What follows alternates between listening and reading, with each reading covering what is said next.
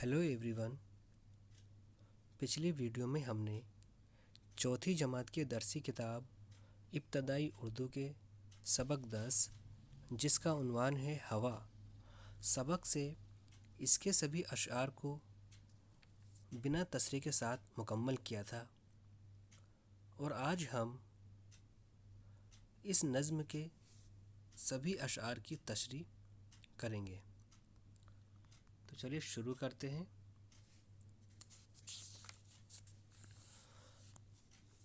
इस नज़्म में शायर कहता है कि हवा के बगैर इंसान और हैवान जिंदा नहीं रह सकते।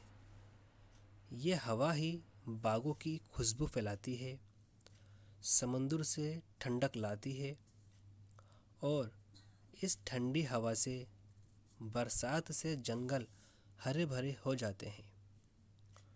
शायर कहता है कि जहाँ ये फ़ायदे पहुँचाती है वहाँ नुकसान भी करती है। अगर हवा की रफ्तार तेज़ हो जाए तो घर, पेड़ सबको उखाड़ फेंकती है और इसी हवा से बड़े बड़े जहाज़ों के भी टुकड़े टुकड़े हो जाते हैं। हवा से ही समुद्र की मौजें हिमालय पहाड़ से ज़्यादा ऊंची हो जाती हैं। इसीलिए शायर आगे कहता है, शायर ने हवा को नेमत भी कहा है और मुसीबत भी। तो प्यारे बच्चों,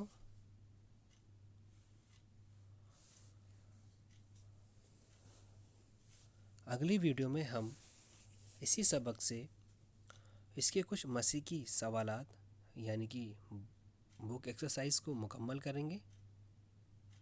तो चलिए मिलते हैं अपनी अगली वीडियो में। अल्लाह हाफिज़।